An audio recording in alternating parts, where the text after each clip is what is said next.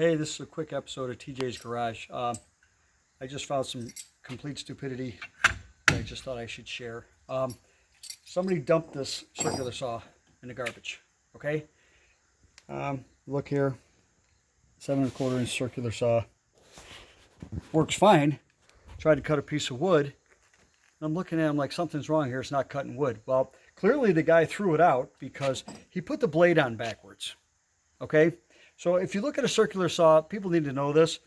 This arrow right here, there's a reason that it's on the blade guard. Okay, this is the rotation here of the blade. Okay, it goes this way.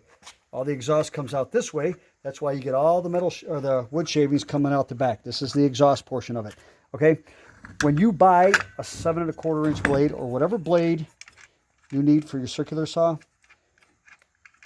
just because the label is on the outside doesn't mean that's the direction of the turn of the blade. Okay, if you look at this, here's the teeth, the carbide teeth. Clearly, if it's spinning this direction, the direction of the arrow of the blade guard, clearly it's not going to cut. So don't be fooled by this label. Look at your circular saw. Okay, it shows you right here on the blade. It has an arrow, the rotation. Okay, if you look at it, that rotation arrow is completely opposite than the rotation arrow on the blade guard. So clearly you need to turn it over. So as it's turning, the carbide tips are cutting and pushing all your exhaust out the back.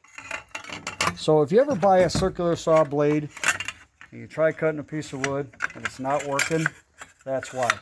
And just remember, when you put it on, blade goes in the opposite direction, the actual direction of the arrow. Okay, these right here in the kerf of the blade, these notches are for cooling and expansion. So if you ever get a blade with this in it, these cuts, it's for cooling and expansion. So don't be alarmed by that. All right, a lot of times you will have the bolt that holds the blade on will be reverse threads. Sometimes it's not. Okay, you can put it on. This particular circular saw has the tool right here to tighten up the bolt. Okay, because I had to take it off with a wrench to hold the blade, because normally there's a spring-loaded detent button here that you'll push down and it will lock the blade on the shaft so you can tighten or loosen it. Since it doesn't have one because it's so old, I ended up putting a blade or a wrench inside the blade to tighten it up. So when you're tightening it, if you need to hold it, you can always just put a wrench in here to hold it, to tighten it up.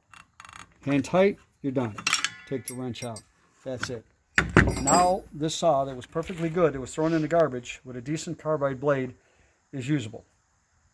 That's about it.